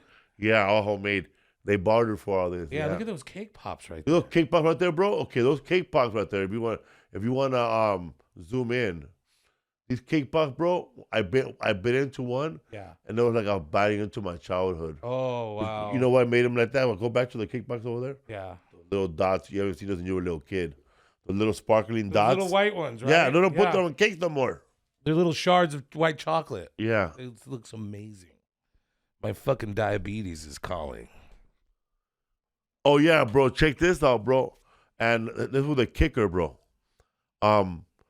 There's a man named Big H. They call him. That's Johnny O'Daniel's father-in-law. Yeah. That fool used to have a '57 Bel Air. Dope. Badass Bel Air, right? Fuck yeah, dude. He sold that dope shit cars. back in when his daughter was 7, which is my brother-in-law married to his daughter now, right? When she was 7, right? Okay. Because he wanted the guy that wanted to pay all his debts at once. Right. He don't want to hold debt, so he just sold the car to pay everything all Good at for once. him, yeah. So this dude, Big H, he's one of those, you know, those dudes you see in New York in those old photos in those skyscrapers, these old men. Yeah. He's one of those guys. Like walking with no fucking nothing he's one on. of those guys. Fuck. He worked building the shit like that. That shit is crazy. He built America like that. Yeah. He worked when he was a kid, bro. Yeah, now they have to no wear helmet, apparatuses cigarette in his and hand, stuff. bro. Yeah, dude. Eating lunch up in the. That's a fucking real man right there. That dude, bro, Yeah. self-made guy. Yeah. He had to sell that 57 Bel Air when his daughter was 7, right? Okay. Here we are in 2025, bro. Okay. Johnny O'Daniel finds that Bel Air, and hires a guy to drive his daughter off after the wedding. In the Bel Air. In that same exact He Bel hasn't Air. seen it since he sold it. No shit. And did he buy it or just rent it? He just rented it for the day. But this is that's the dope. funny part. And then Johnny made me laugh. Man, that's the only time he's going to cry at his wedding. Watching his car drive away again. Hey, why people know how to no practical jokes, huh? Yeah, bro. That's hilarious, dude. That's hilarious. Yeah, this is the same brother-in-law I told you, bro, that him and his wife, bro, you would like them, bro, because Have I met them before? Because I know I met a bunch of Johnny you guys went to our show and in Naples, right? yeah. Yeah. Big Him tall and his- guy. I love yeah, that guy. him and his wife, just like you and your lady, bro, they're real close. Like they trade flosses. We are kind of that close. Like he picks his teeth. My niece was telling me, yeah, Felipe, my mom picks her teeth with that floss, looks at it, eats it off, and then passes it to my dad. That's funny, dude. That's me and my girl are that stupid too. Yeah, but Shit, at least I don't let me buy her hamburger.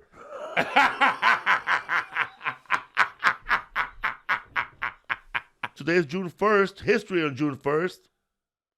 Actually, I know today is my friend's birthday.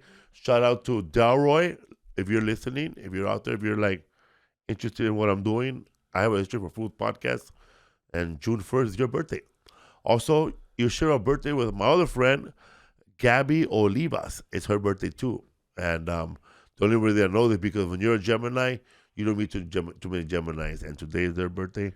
happy birthday. And that girl Gabby back, her dad used to have like 100 Doberman pinchers, bro, in a 4-bedroom. Wow, that's a lot. No backyard. That's a lot. That's No a lot. backyard. No backyard. Okay, today on July 1st, 1942, Land Lease Program begins. The U.S. begins sending materials to the Soviet Union under the Land Lease Program. Marilyn Monroe is born in 1926. Norma Jean Mortensen, later known as Marilyn Monroe.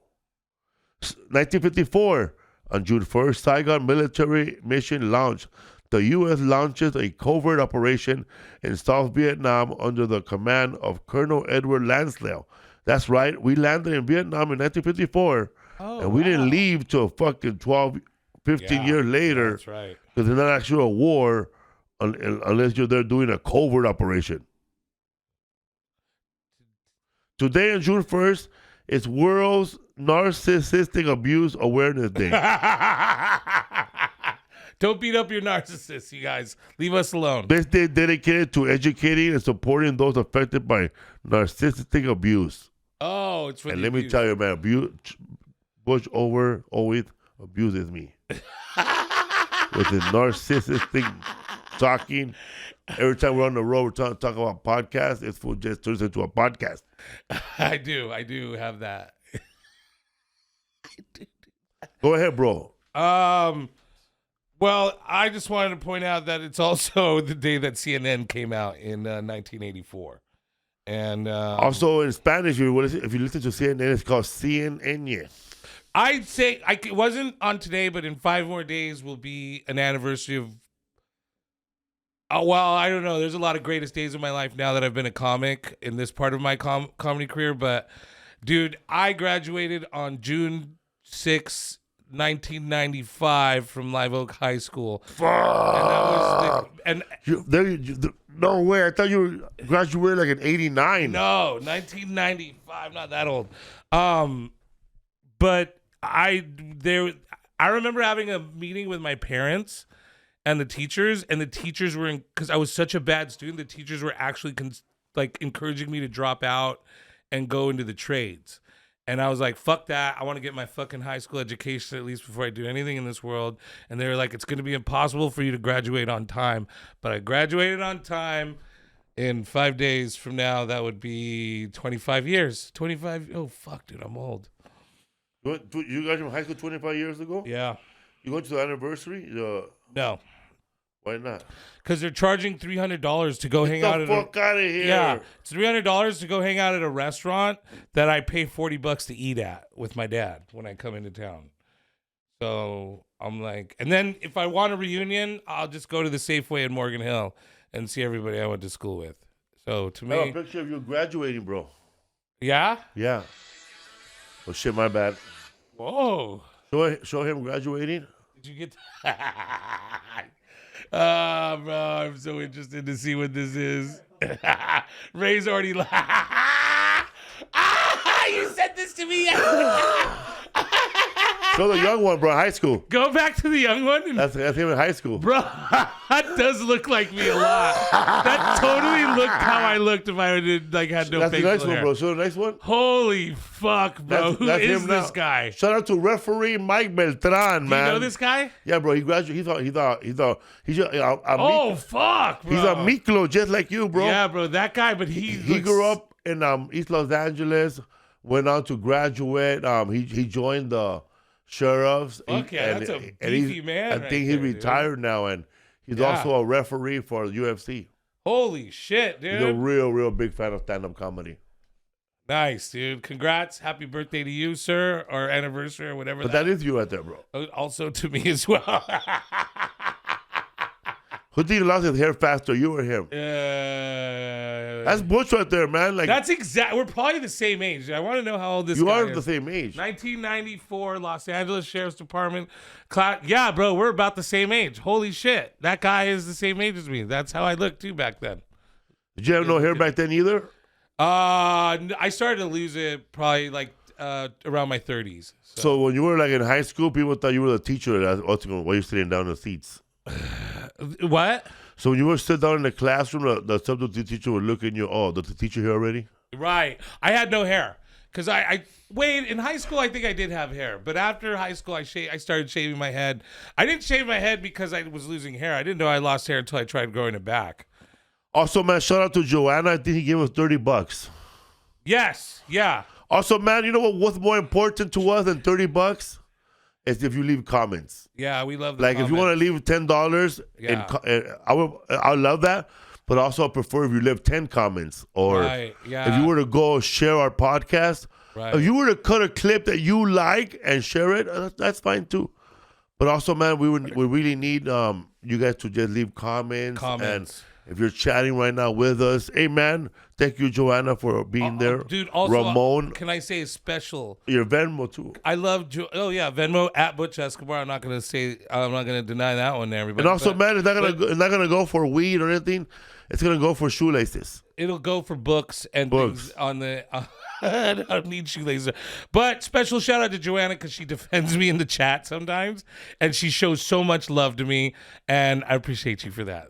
And I appreciate everybody who shows me love, but it's just nice when you see someone going like, Butch's laugh is great. I was surprised when people say what year you think you could go back to it, and then you always see someone go, I would like to go back to this place this year, but then you look at them and you're like, you better survive in this year.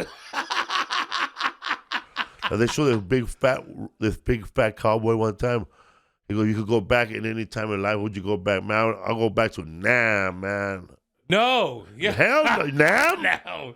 You're going to pick a worst part of the year? Some of those guys really loved it out there. He's a big fat dude, bro. My dad hated it. And I wrote down right there, man. I wrote down booby trap victim right here. Right, straight up. You would have saw a box of donuts and open it and blow up everybody up. If that guy said that, he was not in Vietnam because there's no way, dude. If you cried at summer camp when they dropped you off, the military ain't for you, man. Military is not for you. I don't know. I talked to my dad, bro. My dad's probably like the toughest person I've ever met in my life. And he will tell you, like, Vietnam was the scariest thing he'd ever been through. Like, whenever anybody even jokes about Vietnam, my dad kind of gets a little, like, upset because he'll be like, he does the whole you weren't there. But he'll look at, because sometimes I'll be like, yeah, man, it was crazy. It was like Vietnam that day. And my dad will look solemnly at me and go, you don't know what it was like over there, okay? So don't talk about it. There was babies flying everywhere, bro. Babies flying on fire, flying everywhere. They saw some crazy shit they saw, huh? Oh, my dad saw crazy shit. My dad, He probably saw more, like, when you were in those tunnels, he probably saw some crazy shit. He would drink and tell me stories, and I would be like, holy fuck, dude. Yeah, dude. He saw some shit. I mean, that shit is scary, bro. At least he told you fun stuff, eh? My dad would just get drunk and tell me how much he hates being a father to all these kids. That was his Vietnam. Your dad's a Sai guy, my dad's a Chingao. Your dad was looking for Ho Chi Minh. My dad was just trying to look for Ho Chi Minh out, bro.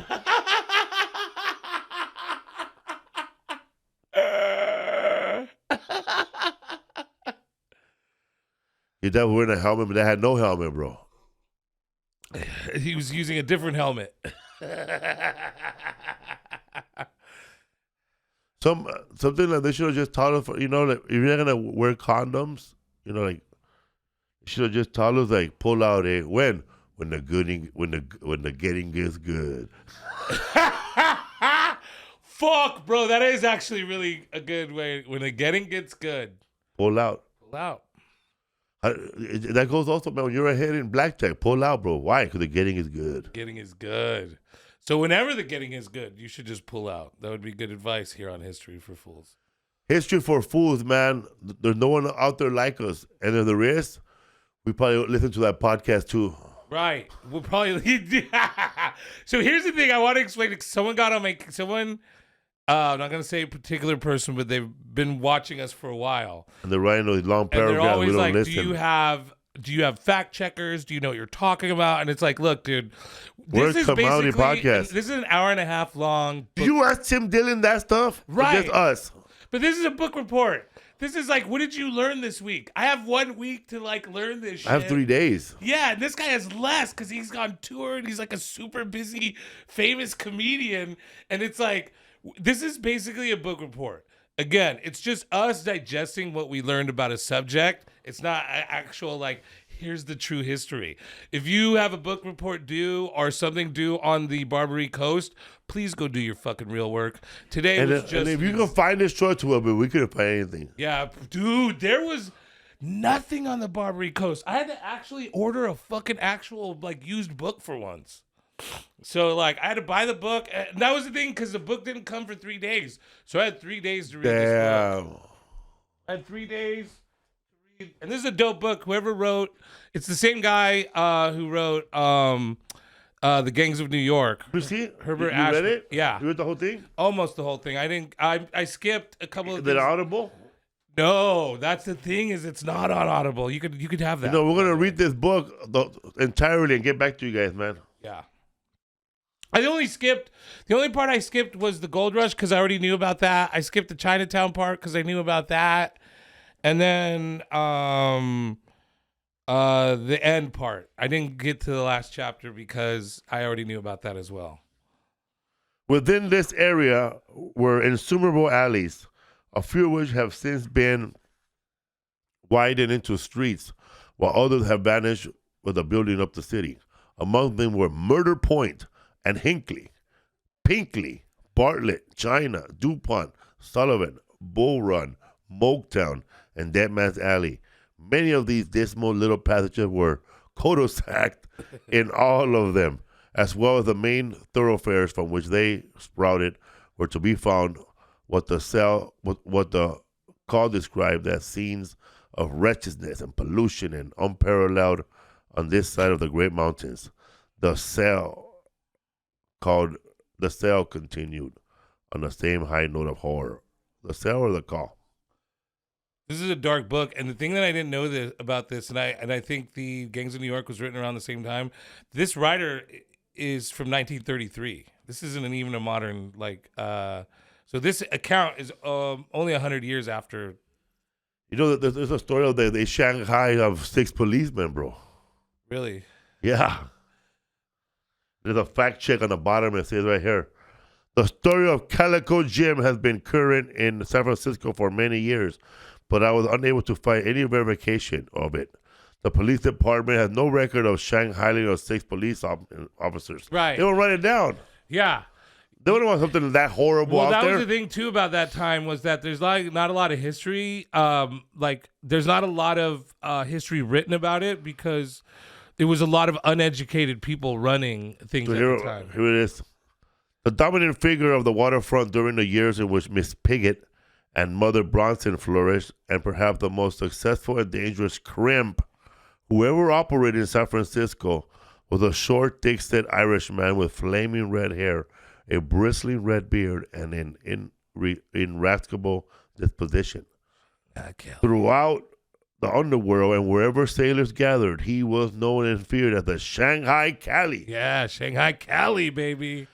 Of scarcely less renowned were such crimps as Jimmy Laughlin, who with Bob Pinner operated a place at number 35 Pacific Street, specialized in crews for whaling vessels. George Rubin, who kept a boarding house for German sailors. Horseshoe Brown, who at length killed his wife and himself in front of their resort in Kearny Street. Shanghai Brown, whose place was in Davis Street. Calico Jim, a Chileno, bro, from Chile. There's a lot of Chile. A big old crimp, bro, who conducted a particularly low saloon and crimping joint at Battery Point. John Fearum, Patsy Corrigan, and Michael Connor, who had saloons and boarding houses in East Street, now the Embarcadero, and Billy Maitland at Front Street. Sometime during the 1890s, Calico Jim is said to have shanghaied 6 policemen who were sent one after another to arrest him. Soon afterward, he left San Francisco when his victims returned from their enforced cruise. Here's something that I forgot to leave out that's actually a really interesting tidbit. After several months, a policeman came upon Calico Jim in the streets of Caloa, Chile, and shot him 6 times, once for each Shanghai officer. Crazy, huh, bro? Dude. Well, and that's how because they outnumbered the cops big time, and they knew they did. So a lot of those guys were picking on the cops as well, and I don't think that story is too far off because I've heard something along the lines of a couple cops did get shanghaied and put out to sea because they were investigating one of these guys or something like that. But there's one thing that I wanted to cover was the bars in San Francisco that were run by the Australians at the beginning. There was one bar called the Grizzly. I'm trying to find where I wrote this down, and it's called the Grizzly because it had a female grizzly bear kept on a leash at the front of the bar. And the Grizzly was part of the act inside. They had a lot of crazy sex exhibition shows. Yeah, they had a dude. Place. What I was getting to is they had a dude that was fucking a grizzly bear. Oh, the black dude, huh? No, it was an Australian dude, maybe. They were crazy, the exhibitions, huh? Yeah, they had crazy exhibitions, and they had another one. You know, a lot of that stuff was still around in the early 90s in San Francisco. Not the fucking that's that kind of shit, but still sexual stuff. Oh, totally. Well, I remember the Green Door. So I remember being in the mid '80s, going through Broadway to go get something to eat in San Francisco with my parents, and you'd see. That when you were slashing women, right? You'd see live sex shows across the top of the marquees in Broadway. But yeah, there's the Boarhead where a lady fucks a boar, and then there's the Fierce Grizzly where a man fucks a grizzly bear. And those What's were, a grizzly bear? You think it's a real grizzly bear? Because like Larry Bubble said, I saw a zipper. well, it probably might have been a brown bear, but who's keeping track at that point? There's a guy fucking a bear. So, I mean, tenderloin's always, as long as Tenderloin and barbecue have always been around, huh? I think the tenderloin switched, the barbecue switched over to the tenderloin because it feels that way. Tenderloin is disgusting, man. That's such a gross part of San Francisco. So San Francisco always had that area was always a red light district, huh? Yes.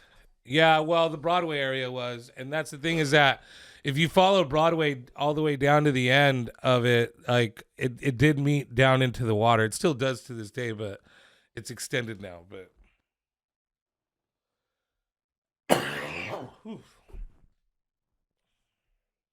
The second cleansing, bro. yeah, that was Hounds and harlots, slaves of Chinatown. it's a good book. It was there's a lot of good stuff in there that I had to skip Yeah, over. we have to revisit this book. Yeah, we will definitely revisit that book. History for Fools, Butch Escobar. What you got going? January 7th, I'm going to be in Tulsa, Oklahoma for one night.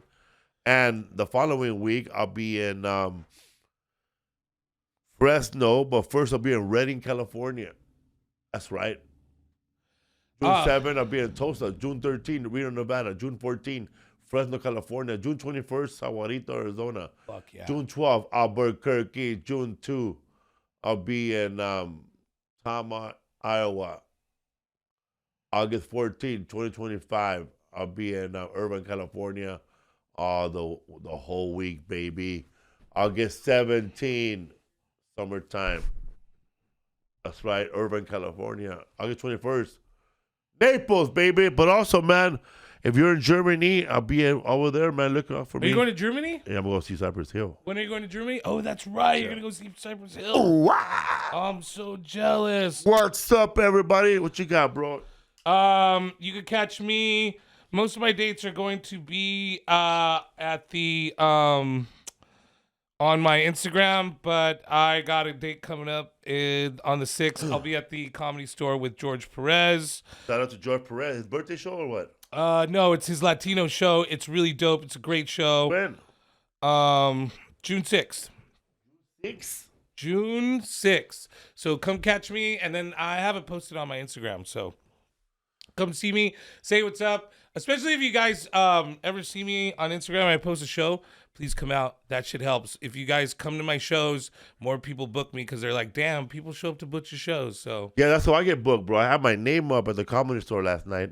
I was there last Monday. bro, last night was so that night was so fun, dude. That was a fun night, dude. What's up with that lady who fell? Bro, what happened? She tried to get on stage. I tried to give her a handshake, and then she thought I was trying to lift her up. Oh, she thought you were trying to pull her on But stage. then I let go, and then she still trying to climb. She fell back. She fell off, but she might have been drunk. She was drunk, bro. Yeah, she was drunk. On a Monday. There was a lot of drunk people. Well, it was Monday. It was Memorial Day, so fucking.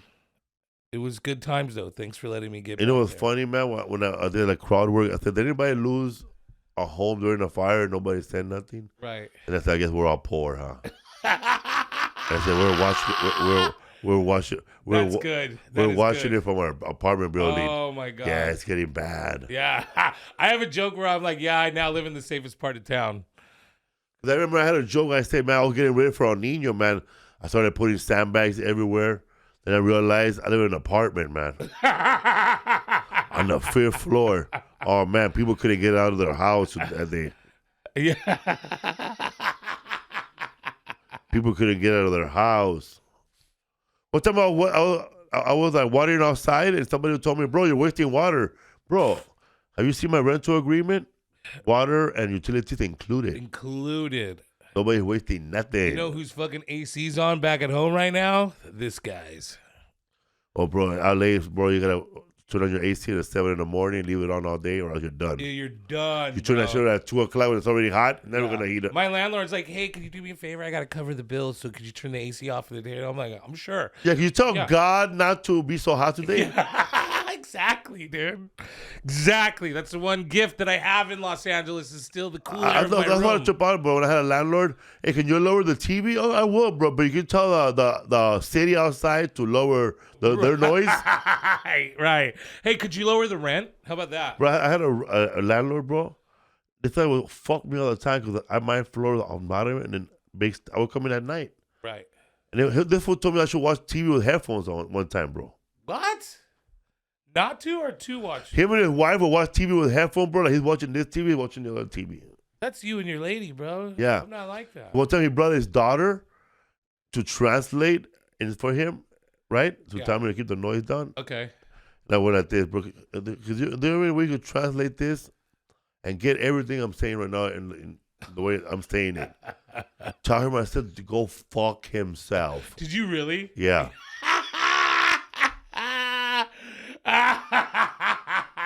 How long were you there after that? For another year, dog. Yeah, they can't kick you out for that. Tell him I said like this to go fuck himself. Then I went like this, dile. I love that. That means tell him, dile. After that, I was all coked out. Dile. Was he mad? Yeah, he had to couldn't been do mad. nothing, dog. Yeah, fuck that guy. Oh, dude, this was another problem, bro. One time, I didn't have a car. I didn't have a fucking car no more, but I have a parking space. Right.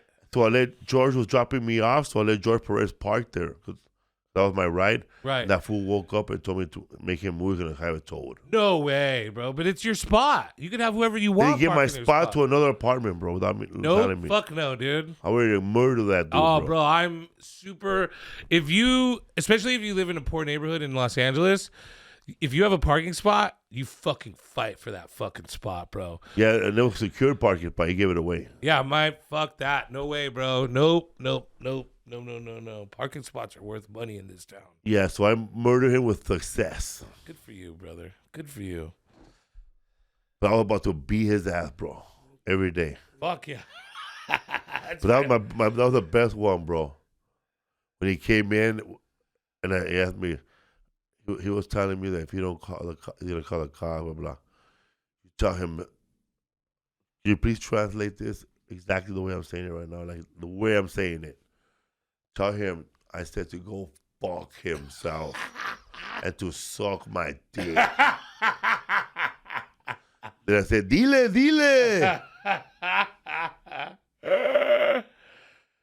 Bro, he's stupid, bro. When I first came in to live there, I came from another apartment where I was gonna burn the place down, bro. Right. I had a history of leaving all my shit in one apartment and then just going to the next. I had everything cash. First apartment, I bought it all cash. I laid it out for him right there. Right. And then my landlord from the other place, she wanted me out. So she wrote a fake ass letter, bro, that I was a good tenant. I'll do anything. I fucked that lady up too. I'd do anything to get you out of here. Bro, I knew where she worked. I used to go to her restaurant and just a mad dog her in front of the door and leave. Fucking hilarious, dude. Tanto ruido toda la noche, Felipe, tanto ruido. What does that mean? Oh, too much noise. Oh, she just didn't like you. I was a bad tenant, bro. Yeah, I mean, I was screaming at night for no reason. comics are not the best people. I was screaming at night for no reason. For no reason, just to do it. I do the same thing too, though, in my Just go, ah! I sort of do it for no reason, but I'm playing video games. And so I'm screaming at the screen. But like my landlord thinks it's funny because he's like, everybody's afraid of you because they think you're just screaming at yourself in the middle of the night. I started smoking pot for the first time at that apartment, bro, when I was living over there. And I didn't know how to, I figured I'd just hide from everybody. Right. But I just smoked in the bathroom and just air it out of the window all day long. Yeah. Bro. I think the first time I bought a bong was living in an apartment, bro, and I never hit a bong before. Man, I was like in heaven, bro. But bongs are. First time I hit a bong was amazing. I had a bong, a brand new bong. I had bud. I had a cable, bro. I cabled a bunch of channels.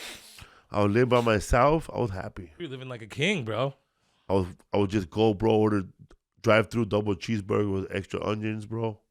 I'm kind of feeling that now, even though I have a girlfriend, but she's back home. But I haven't been single in so long or been on my own up until like now. It's been like about 20, 30 years that I had been like, dude, it is nice to just be like, I'm going to go get a fucking cheeseburger right now. And I'm going to stay up as late as I want. I go to bed early on the night before we do the podcast because we got to be here pretty early. But like tonight, I'm fucking playing video games and ordering pizza, baby.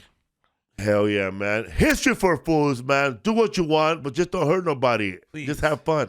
Be good, and if you can't be good at it. Also, man, believe in whatever you want, man. Just don't hurt nobody. That's right. And don't poison nobody. Yeah, please, dude. Keep your beliefs within your boundaries, man. We respect that, but don't push that on other people. Hell yeah, man. It's okay to like smoke in the sky. Right. Yeah. I don't care about fucking playing. I don't care about none of that stuff because like when people say, bro, they're like poisoning the earth. Bro, I live in when I was a little kid, a lot of the people who are saying this stuff, they were not around when I was 5, they were not alive. Right. When I was 7, they were not alive. When I was 8, they were not alive. When I was 12, bro, there was a thing called malathion spraying. Okay, malathion. Because there was a meth fly somewhere flying around. Oh, yeah, I remember. Yeah. So the city of Los Angeles had helicopters, bro, spraying fogging the whole city. Yeah, I remember that. This chemical. And you know what? and those helicopters were fucking lower than those planes. Way lower that leave those chemtrails. And you still I lived all right. And you still had babies. We survived. We had babies. They didn't come out retarded. Well, because the whole thing is that they're spread, like the whole trope or the thing that these people are saying is that the chemtrails, which scientifically they're called contrails. It's hot air meeting cold air, whatever. I'm not gonna argue this with you people, but they're saying that is a substance that makes us not have babies. It makes us infertile. But then you tell them that, bro. How about I witnessed this live, bro, when they were doing the meth thing. Right. We came out all fine. How come they didn't poison us then? How come they didn't poison you then? And then you've had babies since then. Yeah. Right? Why didn't they poison us then? Why are they doing it now? Why do you only know this? And the other thing is if you again, where are you gonna go with this, bro? Parts per million is a thing. Look it up, right? Ray knows. The parts per million, even if you were to condense the most venomous gas in the world and put it in one airplane and then spray it over a city as high as those things are, the parts per million by the time it hits you is completely ineffective. That's why I love that joke I said it does nothing to when we were out of town in Portland, and we had those Chinese people there, and I said, I went in a rabbit hole about Genghis Khan. And I said, Genghis Khan killed a shitload of people that he fucking cleared the air by destroying all this carbon monoxide from these people. So you over here fucking driving an electric car. You over here saving a tree. You over here trying to save fuel. When all we are doing is just kill half of the people on this earth. And then we have clean air again. Yeah. Yeah. This goes back to the real, we got to do. We got to wipe off half of the motherfuckers that are living. Yeah. To have clean air. To have clean air again. How are you going to have electric everything but you tell the people around? Exactly. So Thanos had it right. You got to get rid of farters, bro. Right. That is a thing. There's no way we're going to have clean air with the same amount of people that we have on this earth. Releasing that much. We're going to we're going to have electric cars, but we're going to still have the same people here. Right. That's why, bro, you need chemtrails to wipe people off. You heard it here first. Like like when they say like there's seat belts for like when they were saying I said this, this is what I said in Portland. A lot of white people were upset when they were making a lot of people wear seat belts. Right. They said we're living in a communist country now because we have to wear seat belts. And that lady was driving with a cigarette in her hand, holding a baby. And she was like, and then later on, they're going to tell her that baby needs to be in a fucking baby seat, right? Right, I remember that. So that means that back there, that means that when we're putting babies in our seats, we're wiping out, we're letting kids survive that shouldn't have survived, bro. Right. Yeah, there was a bit of... what do you call that? Natural selection. Yeah, natural selection, bro. You put a helmet on them, bro. That kid should have not survived. See, that's the thing, bro. I don't think... Then I went to the joke. Dude, let people go without seatbelts. Let people go without helmets. Yeah, bro. Let people fucking do as many drugs as they want. Let people buy a gun and not read the instructions. Bro, because there's enough people... We don't need instructions in guns. Right. If a person wants to put a bullet in there and accidentally shoot himself... And look at it and see if it's in there? He was not meant to live here.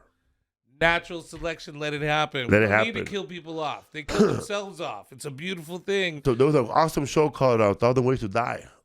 I remember that. Yeah. I love that show. Yeah, there's just too That's many when people stupid tell me now. that if you were a kid, if I did that on stage with people had that time machine. If you had a time machine, would you go back and kill baby Hitler? Nah. I would kill his mom, like the Terminator did. Right. Yeah. Why kill the baby? Kill Sarah Connors. Kill Sarah Connor. Exactly. Yeah, but you know what, bro? You cannot, where there is death, there'll always be death. Where there's life, there'll always be life. Right. Even if, just say I killed the baby Hitler, but now she falls in love with the Hitler's mom, falls in love with the guy who came from the future, which is me, and therefore she ends up having Adolfo instead. And that fool, instead of killing Jews, he's killing Salvadorians now. We have a Mexican. He had the Cerote squad, the SS patch. And you're probably saying to yourself, Cerote spelled with a C. Okay, put him in a train. That's how we check him. That's how we find him. Get rid of that guy. The SS squad. Adolfo Hitler. Fucking love it. Maybe Hernandez or something, because Hitler would not be his last name, but Hitlandez. I don't know. I don't fucking know. I don't know. We're 2 hours in. Bro, I saw this funny ass meme, bro. I went to go visit my grandma, my grandfather in Argentina. He had the coolest tile, and the tile was all white, but every corner had a little swastika on it, bro. No way, really. Well, I mean, But that's the joke, though.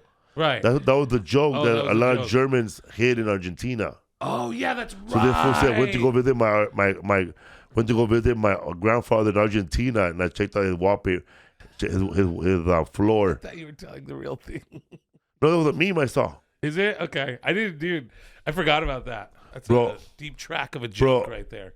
He goes, I went to the guy had a video, bro, and he goes, I went to go visit my great grandparents in their retirement home.